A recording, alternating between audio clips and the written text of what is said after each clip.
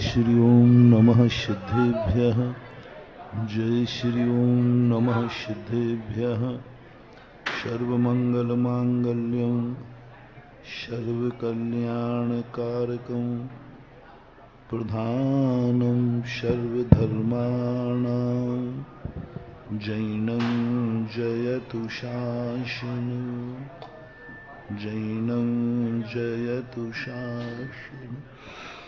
पंच परमेष्टि भगवान की जय। आचार्य श्री गुरुवर कुंद कुंद महाराज की जय। आचार्य श्री गुरुवर विद्या सागर जगत पूज्य गुरुवर श्री सुधा सागर जी महाराज की, समस्त मुनि संघ की नमो।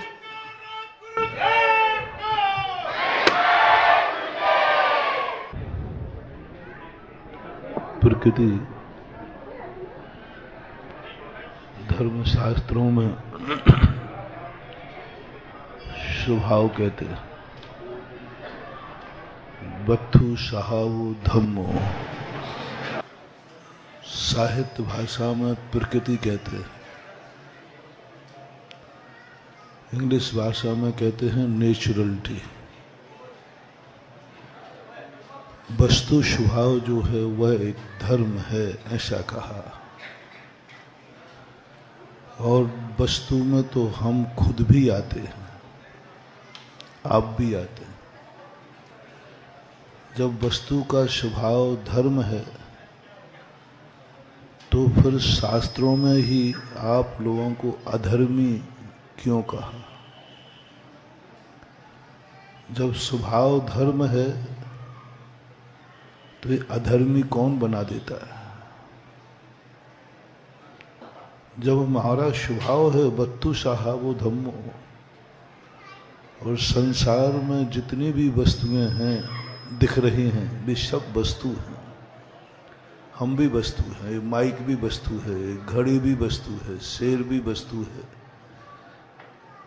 डाकू भी वस्तु। सारी दुनिया में जितनी चीजें अपन देखेंगे सुनेंगे वे सब वस्तुएं हैं। और वस्तु का स्वभाव अधर्म नहीं कहा, वस्तु का स्वभाव धर्म कहा। जब वस्तु का स्वभाव ही धर्म है तो फिर ये दुनिया में अधर्म आया कहां से? सारा संसार एक वस्तु का पिंड है, 6 द्रव्यों की समष्टि से बना हुआ है। और सारे संसार की प्रत्येक वस्तु, प्रत्येक चीज जो है वस्तु है, और उसका स्वभाव धर्म है। जब अधर्म वस्तु का स्वभाव ही नहीं है और सारे संसार में वस्तु के अलावा कुछ है नहीं, तो ये बिना जड़ के और बिना फल के ये अधर्म आ कहां से गया? बड़ा विचारणीय प्रश्न है। तत्वदृष्टा, तत्वज्ञानी जब तत्वों के संबंध में सोचते हैं तो यहीं पर अटक जाते हैं, यहीं पर रुक जाते हैं कि जिसकी जड़ नहीं है, जिसका फल नहीं है, बीज नहीं है,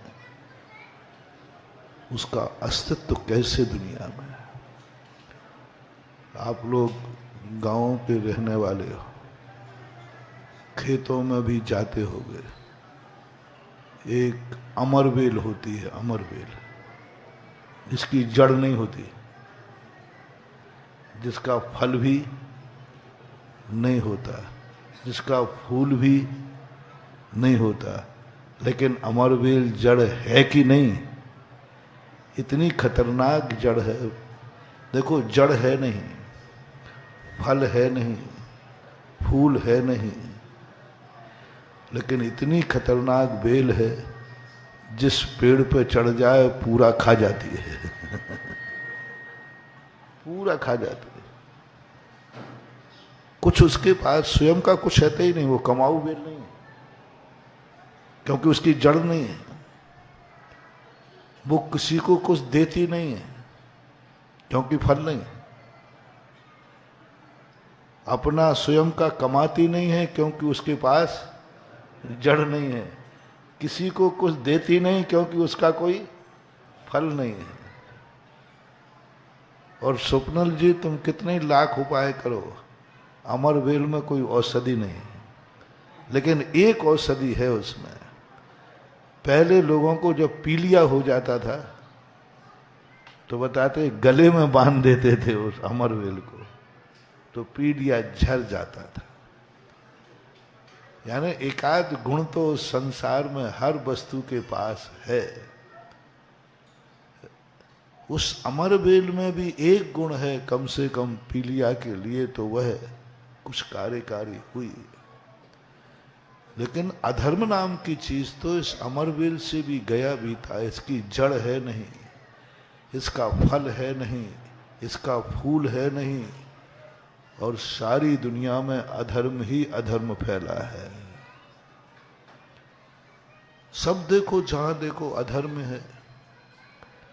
तीन लोक में ऐसा एक भी स्थान नहीं है जहां अधर्म ना हो और अधर्मी ना हो, पाप ना हो, पापी ना हो,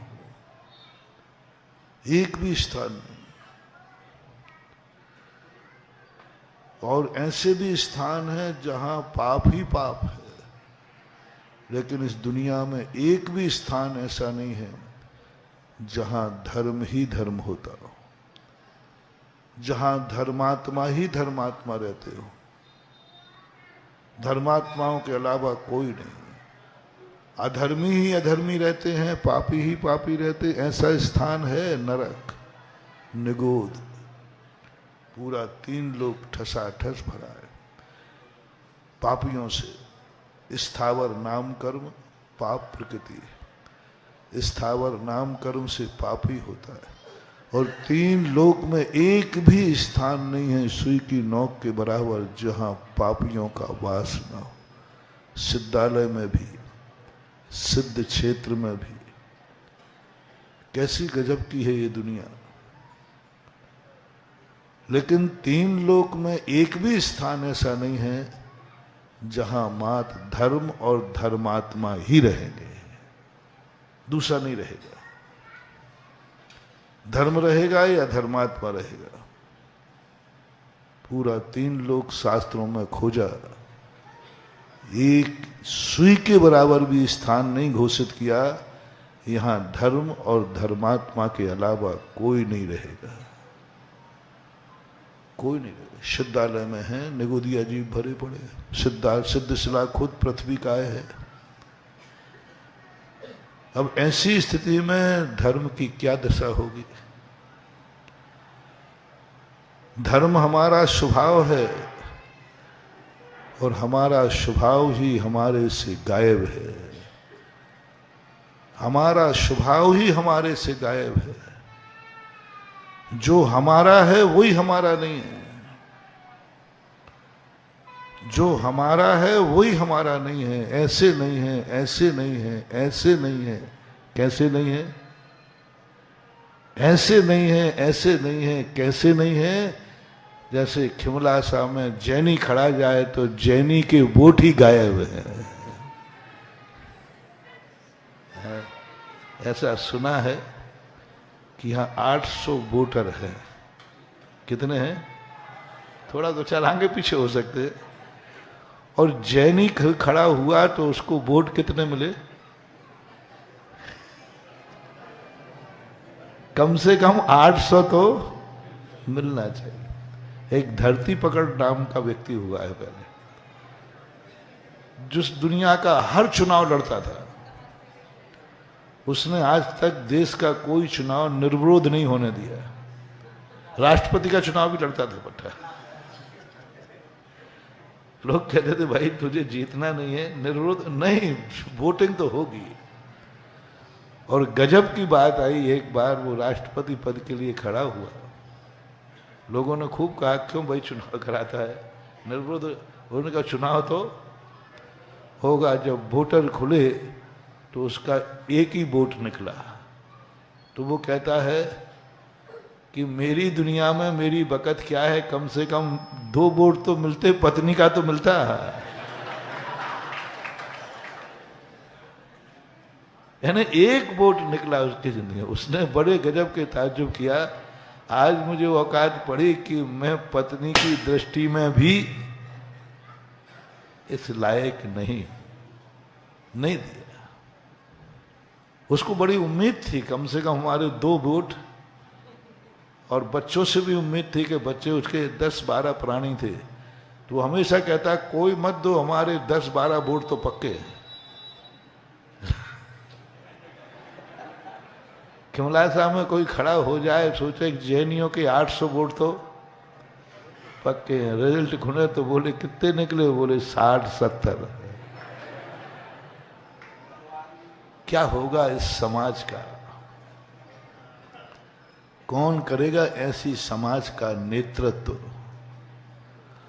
और कौन पूछेगा तुम्हें इस राजनीतिक परिवेश में? कौन पूछेगा? तुम्हारी बड़ी दुर्दशा होना है राजनीति में, राजनेताओं में।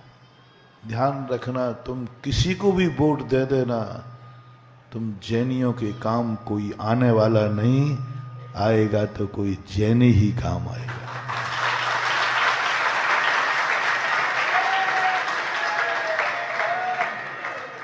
कितना भी प्रयास कर लेना। मैं सारे भारत में घूमता हूं, यूनियन में आज उज्ज्वल वीरसेन स्वामी महाराज ने एक बहुत अच्छी बात कही धवला जी के अंदर, कलऊ एकता बलम। कलिकाल में एकता ही शक्ति है और कोई दूसरा। प्रजातंत्र का जमाना, बुद्धि शक्ति नहीं, बुद्धि शक्ति नहीं, ज्ञान शक्ति नहीं, धन शक्ति नहीं, शरीर शक्ति नहीं। इस कलयुग में क्या काम करेगी? एकता ही काम करेगी। जिस घर में एकता है उस घर का कोई कुछ नहीं बिगाड़ पाएगा। ये भगवान वीरसेन स्वामी महाराज की वाणी, यानी जिनेन्द्र देव की वाणी। पूज्यवर सठखंडागम पूज्यवरों ने लिखा, जिनवाणी मानी जाती है। वहां का एक एक भाग जिनेन्द्र देव का है। उन्होंने कहा कि तुम कहीं भी अपनी जिंदगी में सफलता, अपने ज्ञान पर भरोसा मत करना। ये ज्ञान कलयुग में काम नहीं देगा, क्योंकि ये कलयुग मूर्खों की दुनिया है। सत्य ज्ञान की यहां कोई कद्र, अच्छे ज्ञान की कोई कद्र नहीं होगी, सम्यक ज्ञान की कोई कद्र नहीं होगी। सम्यक ज्ञान तुम दोगे भी तो लोग नहीं पढ़ेंगे, तुम्हारे खुद के फॉलोवर नहीं पढ़ेंगे, संसार के ज्ञान को पढ़ेंगे। खिमलासा के अंदर ऐसा कौन से पिता का बेटा है जो स्कूल में पढ़ने नहीं जाता हो, या तुम्हारे पढ़ाने का भाव ना हो? कौन व्यक्ति है वर्तमान पीढ़ी में जो पढ़ा लिखा ना हो? खिमलासा में, बूढ़ों में नहीं पूछ रहा हूं, कोई एक आदमी का। आज वर्तमान में सबसे ज्यादा दुनिया में यदि शिक्षित समाज है तो वो है जैन समाज। परसेंटेज बता रहा हूं, पेपर का आपका सर्वे, पूरे भारत में सबसे ज्यादा 100% वर्तमान में जैन समाज शिक्षित समाज है, पढ़ी लिखी समाज है। ऐसा आज की पीढ़ी में कोई युवा नहीं है जो हस्ताक्षर करके न जानता हो। थोड़ा बहुत तो जानता ही है, सब जानते हैं, लेकिन कोई नहीं है संसार का ज्ञान, आजीविका का ज्ञान। कल खोरे में जिज्ञासा में यही प्रश्न किया था महाराज लोगों ने कि आज 2 ज्ञान है, एक आजीविका का संसार चलाने का और एक परमार्थ का ज्ञान है। आज इस कलयुग में परमार्थ का ज्ञान की कोई कीमत नहीं होगी। संसार का ज्ञान के लिए पैसा देना पड़ेगा तो भी पढ़ोगे। दूसरे स्कूल में गाड़ी में बैठ के बच्चे को भेजना पड़ेगा तो भी पढ़ोगे, ट्यूशन लगाना पड़ेगी तो भी, कोचिंग कराना पड़ेगी तो भी कराओगे, रिक्स उठाना पड़ेगी तो भी, बच्चे को घर से बाहर रखना पड़ेगा तो भी, बोलते जाओ, रखेंगे। बच्चे को अपने से बाहर अकेला नन्हा सा बच्चा 10वीं 6वीं 10वीं 11वीं किताब पढ़ा है, लौकिक ज्ञान के लिए तुम लोग अपने गोदी के राज दुलारे को अपने से अलग करने की हिम्मत कर लेते हो। वो भी रोता है, मम्मी पापा भी रोते हैं, रोते रोते फिर भी अलग होते हैं। दोनों रोते हैं कि नहीं? दोनों रोते हैं, फिर भी रोते रोते भी अलग होते हैं। और परमार्थ का ज्ञान तुम्हारे नगर में मिल रहा है, मंदिर में मिल रहा है, कोई फीस नहीं है, कोई खर्चा नहीं है, कोई रिक्स नहीं है, कोई रोने की जरूरत नहीं है। फिर भी कितने लोग, वो जो जैनी हैं, वे जैनी ही कितने लोग अपने बच्चों को पाठशाला भेज रहे हैं। कल युग की बलिहारी है। संसार का रिजल्ट 100% जो एक मजबूरी है, जो एक समस्या का समाधान करेगा, जो मात्र एक शरीर को चलाने के लिए एक आजीविका का साधन है, उसमें जैन समाज 100%। और जो परमार्थ का ज्ञान है, जो जन्म जन्म तक हमारे साथ जाने वाला है, उसको पढ़ाने में पाठशाला में सच्चा ज्ञान दिया जाता है। खिमलासा के कितने % बच्चे पाठशाला में पढ़ते हैं? लौकिक तो 100% दे दिया मैंने, पाठशाला का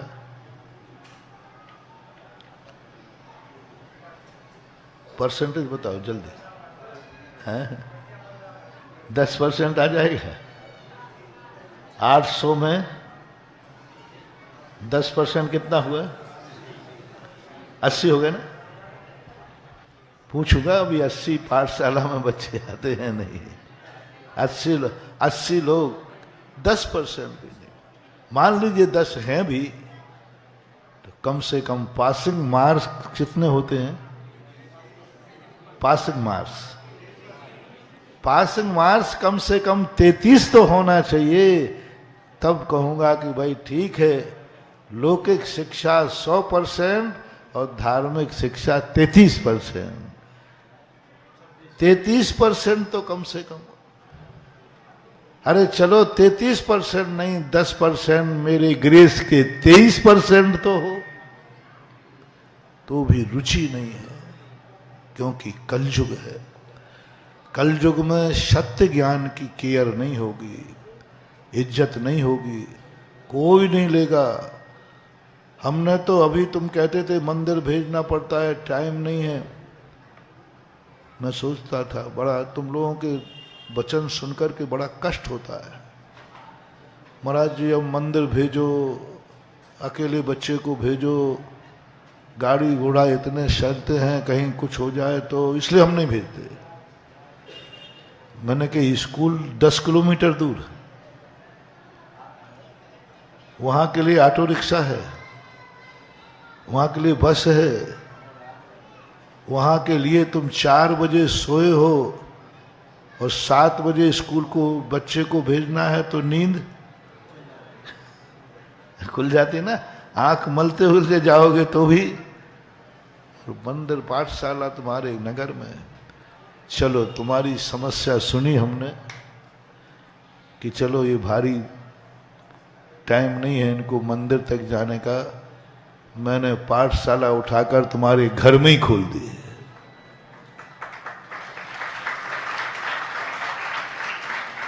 घर में खोल दी। प्रत्येक घर में, भारत के प्रत्येक जैनी के घर में पाठशाला खोल दी। 12 वर्षीय कोर्स घर में।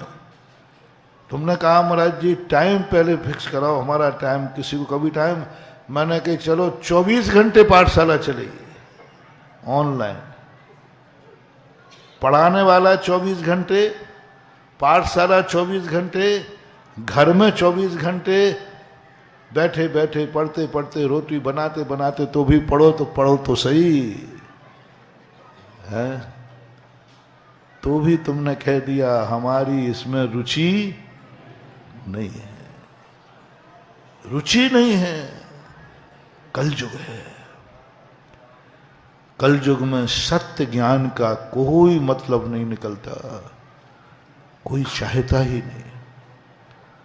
धन बल की भी कोई कीमत नहीं है। आज धन का भी वैल्यूएशन घट रही है, मुद्रा स्फीत,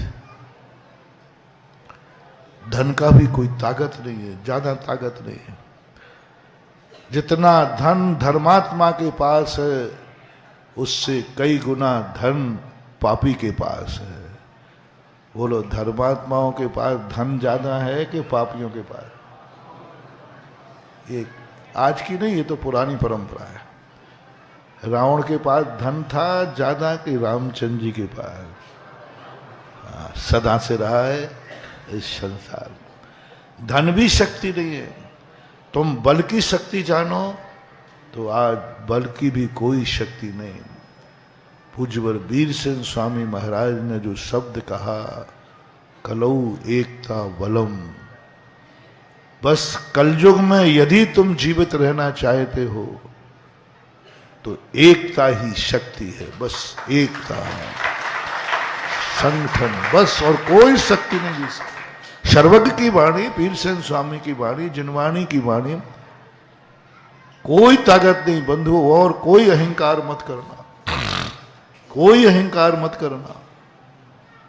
ना तो एक शक्ति तुम्हें जिंदा रख सकती है, और आज बिल्कुल उल्टा हो रहा है। एकता और संगठन के नाम से आज प्रत्येक घर टूटता जा रहा है। एकीकरण की नीति अपनाई जा रही है, उल्टा मार्ग है। संयुक्त परिवार खत्म होते जा रहे हैं और एकल परिवार बढ़ते जा रहे हैं। और जितने एकल परिणाम बढ़ेंगे, हार्ट अटैक की बीमारी बढ़ेगी, शुगर की बढ़ेगी, ब्रेन हेमरेज होंगे, उतने ही नींद की गोलियां बिकेंगी। एकल परिवार का एक सबसे बड़ा अभिशाप हार्ट अटैक की बीमारी, ब्रेन हेमरेज, टेंशन, नींद की हराम होना, ये सब होंगे। क्योंकि कुछ भी घटना है एक को ही भोगना है, और संयुक्त परिवार में बंटवारा हो। जो आज बल होना चाहिए, परिवार को भी एक रखना है तो संगठित रहो। भाई भाई टूटो मत, भाई भाई जैसे भी हो तैसे, जैसे भी हो तैसे संगठित रहो। समाज को एक रखना है तो संगठन बनाओ। राजनीति में बचाना है अपनी समाज को तो संगठन बनाओ। सारी दुनिया की जातियों वोट जाति को जाती हैं, और जैनियों की वोट कभी जाति को नहीं जानती। उसका सबसे बड़ा दुष्परिणाम है खिमलाशा।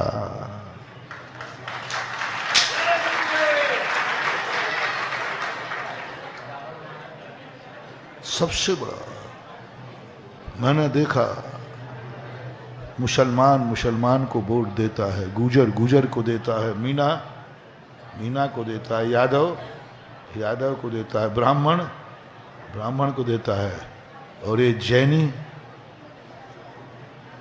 मुझे तो लगता है कि तुम्हारा बाप भी खड़ा हो जाए तो शायद तुम्हारा वोट बाप को भी न जाए। ये हालत हो गई हमारी। कौन करेगा इस समाज का नेतृत्व? कौन करेगा कद्र इसमें? कौन राजनीति में तुम्हें पूछने वाला है? कौन पूछने वाला है? जैनियों की कोई चिंता नहीं। नेता मेरे से कहते महाराज जैनियों से हमें कोई डर नहीं है, क्योंकि तुम्हारे जैनी कभी संगठित है ही नहीं। और सारे भारत का जैनी संगठित हो जाए तो सारे प्रांतों की सरकारें मैं हिला दूंगा।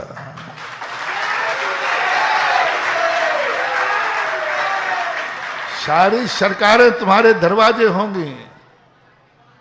जैनी जहां पर देख, भली जैनी की संख्या कम है, जैनी किसी को जिता नहीं सकता क्योंकि संख्या कम है। एक बार एक नेता ने कहा था, बोले महाराज जैनी वोट नहीं देंगे तो क्या फर्क पड़ता है, जैनी है कितने से। मैंने कही सुन ले रे नेता, जैनी की संख्या कम होने से जिता नहीं सकता, लेकिन जिसके पीछे पड़ जाए उसको हरा जरूर सकता है।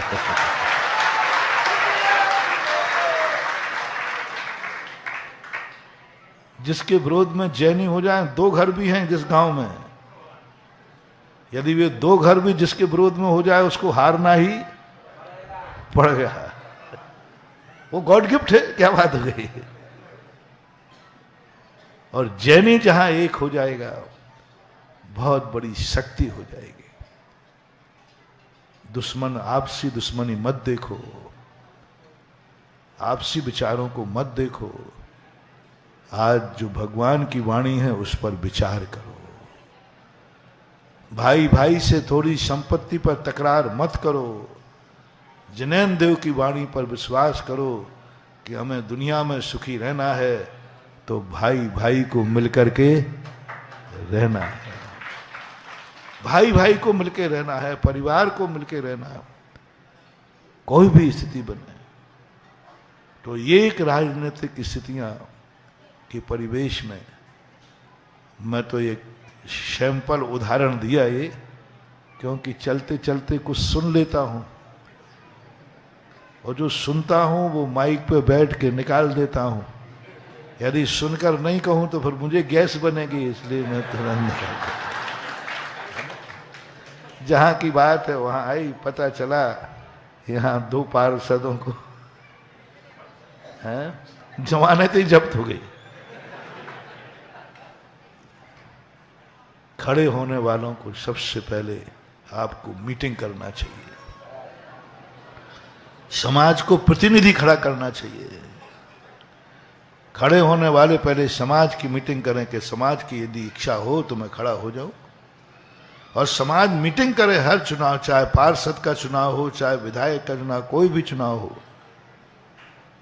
आज वह जाति पनप रही है जो हिंसक है, क्योंकि वो चुनाव के पहले मीटिंग करते हैं। पूरी समाज किसको वोट देगी, और एक फरमान जारी होता है दिल्ली से, सारी वोटें कहां चली जाती हैं, कुछ नहीं सोचते। ये जैनियों का क्यों नहीं, जैनियों की एकता क्यों नहीं। एक एक वोट लग जाए खिमलासे में कि जैनी के 800 वोट फलानी तरफ हैं और एक हैं। कौन नेता है जो तुम्हारे चरणों में नहीं गिरेगा। 800 वोट क्या कहलाते हैं, 800 वोट बहुत बड़ी शक्ति।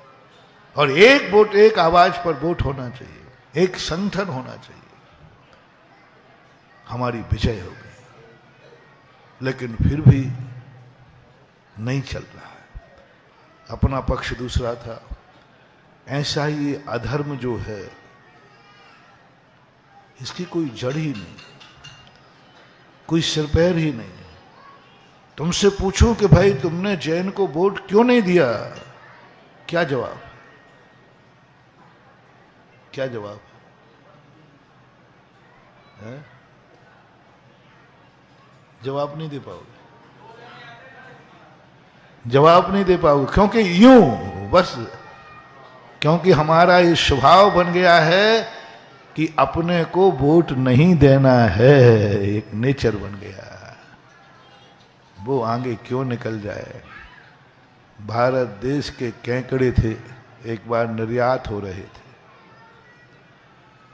तो हवाई अड्डे पर सारे केकड़ों के डिब्बे पैक थे। एक डिब्बे में ढक्कन नहीं था, वो भरा गया था खिमलासा से, उस पर ढक्कन नहीं था। तो पायलट वाले ने कहा, भैया सारे केकड़े के डिब्बे पर इसमें क्यों नहीं, इसमें क्या लिखा। तो जो पैक करने वाला था उसने पूछा कि भाई क्यों, कहाँ का है ये देखो पहले। तो उस पर लिखा था खिमलासा। बोले चिंता मत करो, इसमें ढक्कन की जरूरत ही नहीं है। बोले क्यों, जैसे ही एक केकड़ा ऊपर बढ़ेगा दूसरा उसकी टांग खींच लेगा, इसलिए ढक्कन की जरूरत ही नहीं। और गारंटी ली ढक्कन लगाने वाले ने, और सही निकला, पूरी यात्रा हुई, एक केकड़ा हुई। क्या पहचान हो गई हमारी, क्या पहचान हो गई हमारी, क्या घर हो गया हमारा, क्या समाज हो गई हमारी, समाज हो गई हमारी। चेतो जागो, अपने भविष्य को एक ऐसा संगठन बनाओ, घर में अलग अलग रहो। मेरा सिद्धांत है, मेरा सिद्धांत है कि जब कोई तुमसे विदेश में पूछे तुम कहां से आए हो, क्या बताओगे? शिमला से नहीं बताओ, क्या बताओगे? भारत से आए हो। यही हमारी पहचान होना चाहिए, यही हमारा उवाच होना चाहिए। कोई पूछे कहां से पधारे हो विदेश में, तो शिमला सा नाम मत लेना, मध्य प्रदेश नाम नहीं लेना, क्या लेना? भारत। और दुनिया को दिखा देना हम लोग अखंड हैं, हम लोग भारतवासी हैं।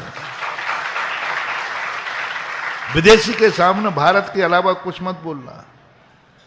और जब भारत में उतरो तो कोई पूछे तुम कहां के हो, मध्य प्रदेश बोलना, जिला मिला भी मत बोलना, क्या बोलना? और जो दिल्ली को ये पहचान बता दो कि हम मध्य प्रदेश वाले संगठित हैं, एक हैं, हमारा कोई परिचय नहीं है, हम मध्य प्रदेश के हैं। मध्य प्रदेश में कोई पूछे तुम कहां के हो, कहां रहते हो, तो कहना मैं सागर जिले का हूं। सागर जिले में कोई पूछे कि तुम कहां के हो, तहसील भी होती है ना, खुरई तहसील का हूं। खुरई तहसील में कोई पूछे तो कहना मैं खिमलासा का हूं। और आगे पीछे मत बोलना, आगे पीछे मत बोला, मैं कहां का हूं? खिमलासा का। एक संगठन की आवाज उठाओ। और जब खिमलासे में कोई पूछे तो किले अंदर किले बाहर। फिर मोहल्ले में कोई पूछे, ओहो सुनो महान भाव, बहुत बड़ा मोटिवेशन। मोहल्ले में कोई पूछे तो कुछ मत बताना, अपना घर बताना, मैं फलाने घर में रहता हूं। और घर में कोई पूछे तुम कहां रहते हो, तो अपना कमरा बताना। घर में पूछा है, किसने पूछा है, कहां पूछा है? घर में पूछा है, भाई इतना बड़ा घर है, तुम कहां रहते हो, तो वहां क्या बताना? कमरा बताने का अधिकार तुम्हें कहां है? सुन रहे हो ना? कमरा बताने का अधिकार तुम्हें घर में है। जब घर में कोई पूछे तो कहना इस कमरे में रहते हो। घर से बाहर पूछे तो कमरा नहीं, घर बताना। और नगर के बाहर पूछे तो नगर बताना, और जिले के बाहर पूछे तो जिला बताना। ये है संगठन की पहचान। घर में जाओ, अकेले हो जाओ। घर में जाओ, रिपीट करो, घर में जाओ, अकेले हो जाओ। सब अपने अपने कमरे में चले जाओ, सब भाई लोग, सबके कमरे अलग अलग हैं, सबके कमरे अलग अलग हैं। अकेले हो जाओ, घर में अकेले हो जाओ, अपने अपने कमरे में जाओ। एक दूसरे के कमरे की तरफ कुछ मतलब नहीं है, कोई लेना नहीं, कोई देना नहीं। तुम्हारा कमरा अलग है, तुम्हारा कमरा अलग है, वह अलग है और मैं अलग हूं। कहां पर? घर में अकेले हो जाओ। जैसे ही कमरे के बाहर निकलो, सारे कमरे वाले सब एक हो जाओ, हम घर वाले हैं। कमरे में जाते क्या हो जाओ? रिपीट करो, कमरे से बाहर निकल के सारे कमरे वाले क्या हो जाओ? हम एक घर वाले हैं। और घर से बाहर निकलते ही हो जाओ, हम एक मोहल्ले वाले हैं। बढ़ते जाओ, बढ़ते जाओ, बढ़ते जाओ, और विदेश तक चले जाओ, हम सब भारत वाले हैं। ये है संगठन। घर से बाहर निकलते ही हम जैन हैं, घर के अंदर हम जैन नहीं, हम भाई हैं। भाई में भी मेरा नाम अलग है, इसका नाम अलग है। तुम दोनों एक ही हो क्या? नहीं नहीं, हम दोनों अलग अलग हैं। कहाँ बोलना? घर में पूछे तुम दोनों के नाम एक ही है? नहीं नहीं, हमारा नाम अलग है और भाई साहब का नाम अलग है। दो नाम अलग बताना। और घर के बाहर नाम मत बताना। हम सब कुटुंब एक है, हमारा कुटुंब है, हमारा नगर है। ऐसा संगठन की आज जरूरत है। समझ में नहीं आ रहा है ये अधर्म कहां से पनपता जा रहा है, कहां से पनपता जा रहा है। इसकी जड़ नहीं मिल रही। जो मैंने प्रारंभ में कहा था, बत्थु सहावो धम्मो, वस्तु का स्वभाव तो धर्म है और वस्तु के अलावा इस दुनिया में कुछ है नहीं।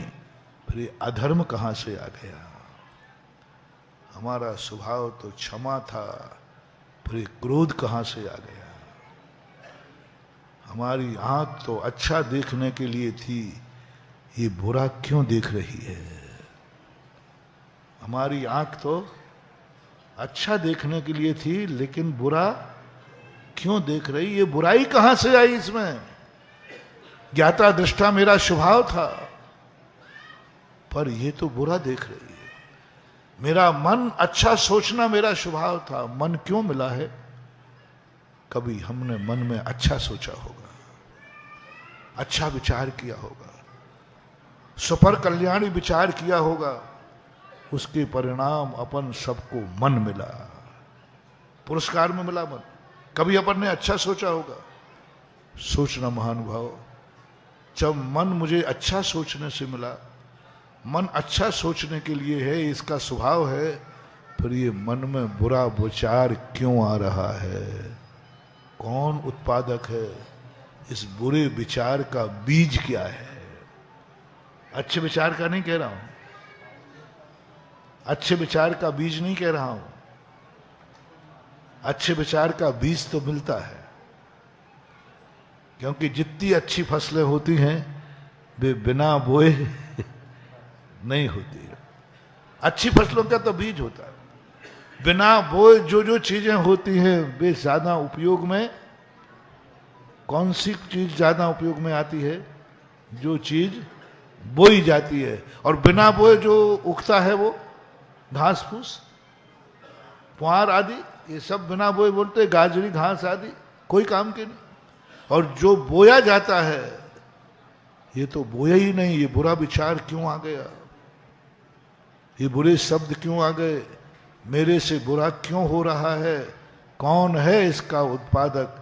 कहीं अमरबेल के समान हमारी जिंदगी को खोखला तो नहीं कर रहा है? कर रहा है। अब इसको बचने के लिए कोई उपाय नहीं, बीज है नहीं, मात्र एक ही है। उस बेल को जो उलझ गई है, जो तुम्हारी जिंदगी में आ गई है, उसको समझो। कहां से आई? कौन लाता है समर बेल को? कौन लाता है? मैंने बहुत लोगों से पूछा। अभी बिजौलिया में एक पेड़ पर मैंने बहुत वैद्यों से पूछा, स्वप्निल जी से भी पूछता हूं, ये अमर बेल को लाता कौन है? होती कैसे है? इसका प्रोडक्शन कैसे है? बीज तो मिला नहीं मुझे। बस महानुभाव, अधर्म जो अपनी जिंदगी में आ रहा है, अमर बेल के समान आ रहा है, खोखला कर देगा, समाप्त कर देगा। समझो समझो। खिमला सा कोई,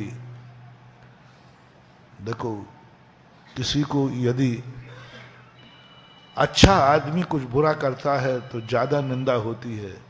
बुरा आदमी यदि बुरा करे तो, बुरा आदमी यदि बुरा करे तो वो तो है ही ऐसा। और अच्छा आदमी बुरा करे तो तुम ऐसा कर रहे हो, तुम ऐसा कर रहे हो। अच्छा आदमी बुरा करे तो हमें थोड़ा सा खेद होता है, और बुरा आदमी बुरा करे तो हम साधुओं को खेद नहीं होता। मैं खिमलासा को अच्छा मानता हूं।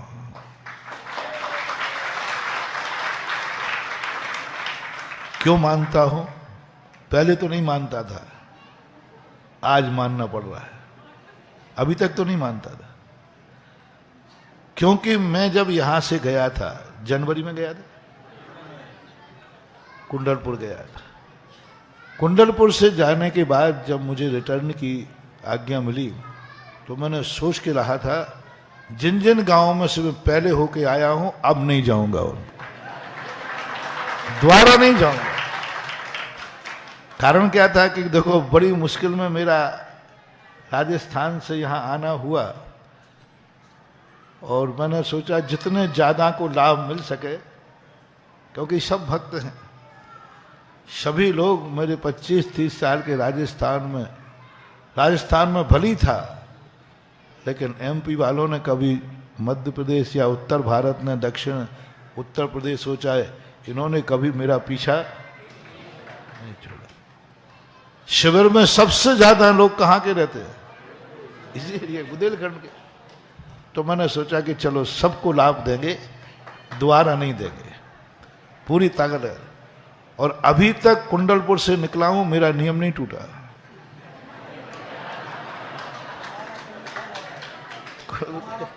हमारा कह रहा, हमारा पुण्य था, ये भी हमारे शिवरार्थी रहे हैं, ये महाराज बैठे ना। और खिमला से के तो ऐसे जबरदस्त शिवरार्थी है, वो स्वतंत्र के है ना पापा, वो ओवर एज हो गए थे, तो मैंने उनको एक शिविर में नहीं लिया।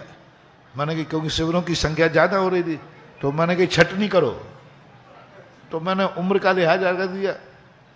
तो वो कहते शिविर में भर्ती करो या नहीं करो, 10 दिन तो यहीं रहूंगा।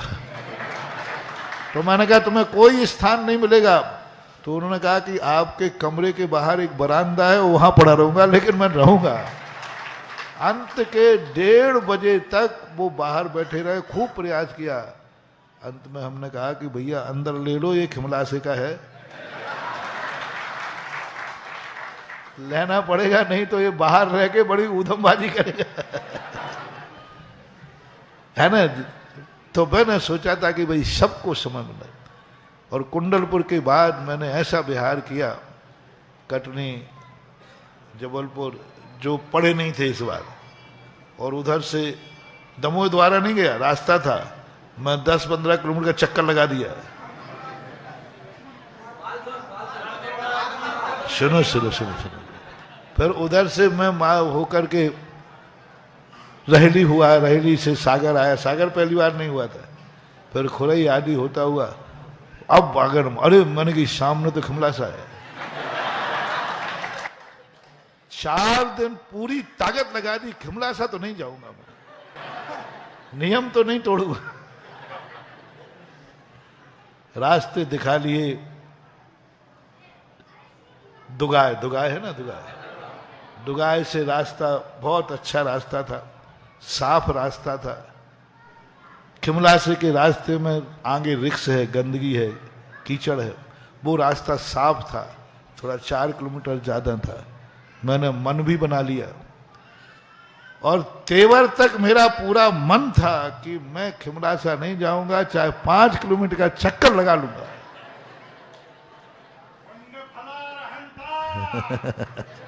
है ना। और कोई कारण से नहीं, देश भाव से नहीं। क्या भाव था कि भाई सबको थोड़ा थोड़ा, एक ही क्या, लेकिन तुम्हारा पुण्य गजब का है।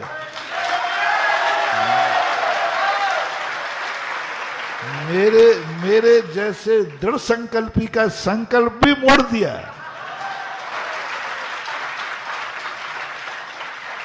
तेवर तक शाम को यही था, जब खुरई से जब चला था तो दुगाई के ही सोच के चला था कि सुबह दुगाई पहुंचना है। चलते हुए सब महाराज लोगों से कह दिया था, नहीं खिमलासा तो नहीं जाना, क्योंकि पिछली बार कर दिया था, अब दुगाई पे से चलते। लेकिन जिसके बीच में रात है, फिर कल की क्या बात है। रात भर में रामचंद्र जी की किस्मत बदल गई। है तो रात भर में ही खिमलासे की भी किस्मत बदल गई। स्वप्निल जी मेरे पास आए, बोले महाराज इस बार जरूर चलना। मैंने कि पिछली बार गए थे, कि पिछली बार तो मैं नहीं कर पाया, थे नहीं या जागृत नहीं हो पाए, या डॉक्टर वैद्य जी शायद नींद की दवाई ज्यादा खा ली हो, है ना। तो पिछली बार वो चर्चा नहीं हुई, इस बार तो आपको चलना ही है। मैंने क्यों, ऐसी क्या विशेषता है? तो इन्होंने बताया कि मोटर स्टैंड पर एक बहुत प्राचीन मंदिर है जो पूर्वजों ने कभी बनाया होगा और हमारी जमीन पर है। पहले मैं मंदिर का नाम सुनकर बड़ा प्रभावित होता था। महाराज जी हम अपने एक स्थान पर एक मंदिर बनाना चाहते थे। हम कहते अच्छा, बहुत अच्छा, बहुत अच्छा। बाद में पता चला कि तुम मंदिर नहीं बनवा रहे हो, तुम अपनी कॉलोनी काटना चाहते हो। और महाराज जी ने मंदिर बना दिया कि कॉलोनी के भाव। जैनी का मंदिर बनते ही उस कॉलोनी के भाव क्या हो जाते हैं? थोड़ी दिन बाद समझ में, पहले मैं सोचता था इतना सा प्लाट देते, चलो बना तो रहा है, और बाद में सोचा ये बना नहीं रहा है, तो अपने कॉलोनी के प्लाट निकालने के लिए मंदिर बना रहा है। तो मैं भी बेटा तुम्हारा ही पानी पीता हूं। फिर मैंने मन बनाया कि नहीं साहब, अब जो भी अपनी कॉलोनियों में मंदिर बनाते हैं तो हम पहले ही कहते हैं देखो मंदिर तो बनेगा, और जब मेरे बाप जिनेंद्र बैठेंगे तो मैं भी आऊंगा, यानी हमारे लोग भी आएंगे, तो पहले संतशाला बताओ कहाँ बनेगी। तो मंदिर को जितना दे रहे थे उससे दूना तो हो ही जाएगा, यानी इतने में काम नहीं चलेगा। और हम जैसे महाराज आए तो हमारे भगत लोग भी आएंगे, तो धर्मशाला कहाँ बनेगी? और धर्मशाला के बाद चारों तरफ जैनी बसेंगे, तो उनके शादी विवाह कहां से होंगे? इतनी जमीन दो तो बात करो, नहीं तो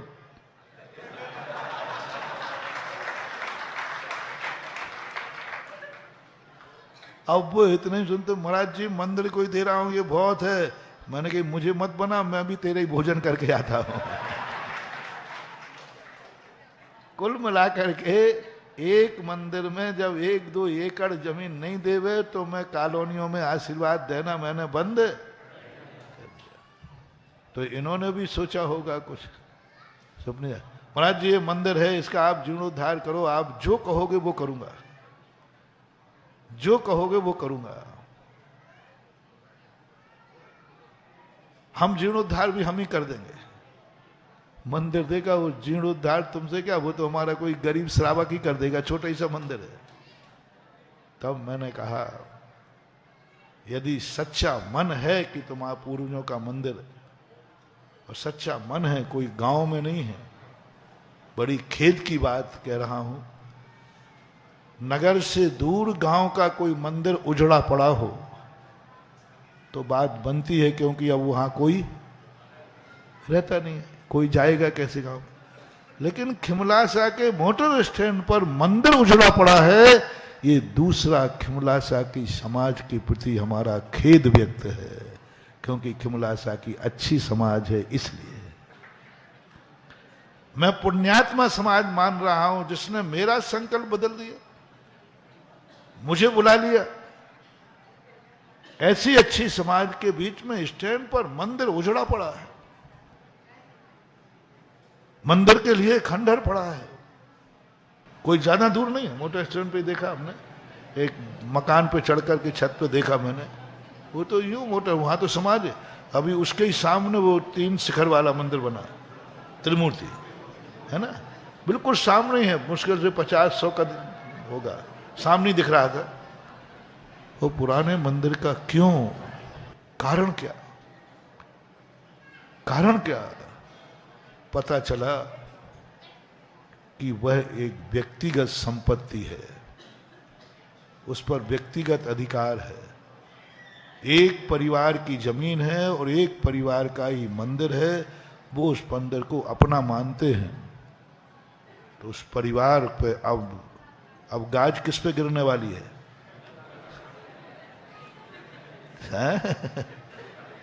अभी समाज पे गिरने वाली थी, अब हट करके कहां आ गई?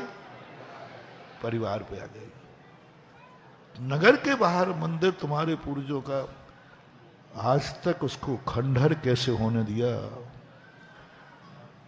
कोई बाहर जंगल में नहीं था, कोई बाहर जंगल में नहीं था। अभी इतनी बड़ी समाज के बीच में 800 समाज जहां है, उस समाज के बीच में मंदिर तुमने कैसे खंडर होने दिया इस परिवार ने? यदि परिवार का था, पूर्वजों का था, तो वह मंदिर आज जीवित होना चाहिए था। और सबसे पहले प्रवेश करने वाला साधु उधर से जब आएगा तो पहला दर्शन होना चाहिए था। आज मैंने उस मंदिर के पास जाने का मन बनाया, लेकिन उस रास्ते में इतनी घास फूस और कांटे हो गए, तुम्हारा गुरु नहीं जा पाया। विचार करो। मैंने कहा चलो मैं चलता हूं, चलने का मन बनाया था, तो क्या बोल दिया इन्होंने? आप नहीं पहुंच पाओगे।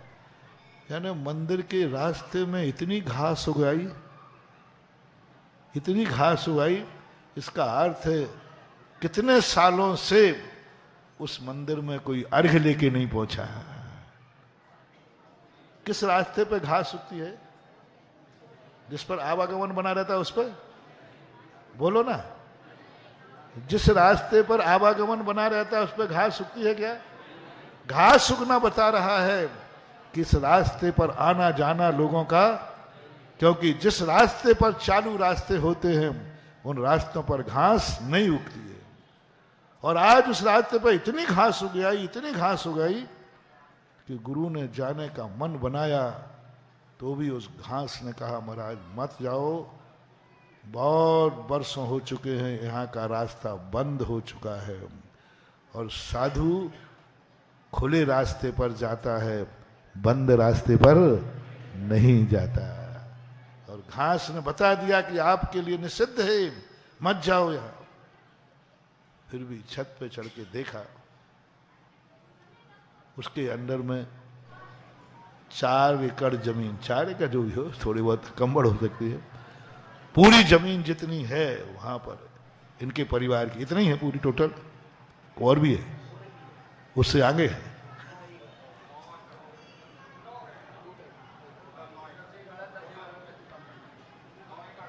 नौ एकड़ पूरी, तो वो पूरी जमीन, वो मंदिर से पूरी है कि 4 एकड़ है? 5.25, 4.8 एकड़, जो बहुत बड़ा चक्र था। तो मैंने कहा भाई देखो, अब तो जब ही वहां रास्ता चालू होगा जब आपके मंदिर के इर्द गिर्द पूरी जमीन सहित तो मंदिर समाज को सौंपे हो, तो फिर समाज से मैं बात करूं।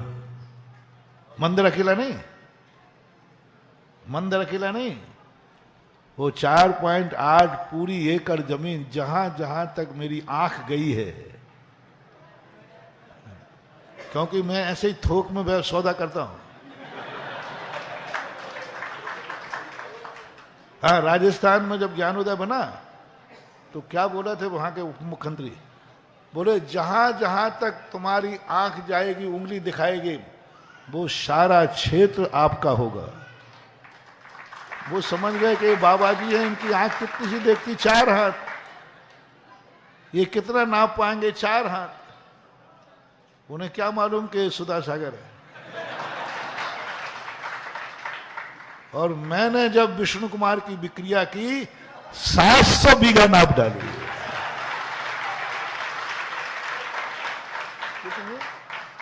700 बीघा। मैंने कहा देख लेने था, साधु के सामने दिया बचन गया तो बर्बाद हो जाएगा। तो महाराज हमें थोड़ी मालूम था कि आप इतना नापोगे।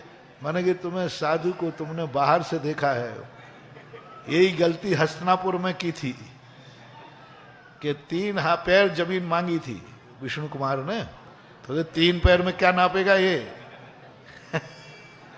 3 पैर में क्या नापेगा? तुम्हें क्या मालूम साधु की अंतरंग शक्ति क्या होती है। विष्णु कुमार ने जब अपना पैर फैलाया तो पूरी दुनिया 2 पैर में नप गई, तीसरा कहां? इसलिए मैंने कहा ये सारी जमीन उनका मन बन गया। अभी आए हैं, सारी समाज की राय हो तो वह जो मंदिर है मोटर स्टैंड पर 4.8 एकड़ है, एकड़ है ना, हाँ 4 जो भी है, वो एकड़ जमीन सहित यदि ये समाज को मंदिर देवें जमीन सहित बिना शर्त, तो क्या समाज तैयार है? ले लेना चाहिए या छोड़ देना चाहिए? कुंडलपुर में कितने बीमार हो गए थे आचार्य श्री, सबने देखा। आज आचार्य श्री को इतनी ताकत दी कि वो 700 किलोमीटर स्वयं विहार करके गए। वो सारी ताकत में मुख्य श्रेय जाता है आपके खिमलासा के स्वप्निल जी को। इन्होंने अपनी कुशलता से, आचार्य श्री का ट्रीटमेंट करना बहुत कठिन है, लेकिन इन्होंने अपनी कुशलता से ऐसे किया कि आज हमारे आचार्य श्री को पूर्णतः निरोग कर दिया और इतनी ताकत दे दी। बहुत अच्छा। ऐसा सारे परिवार के लिए आशीर्वाद। महावीर भगवान की।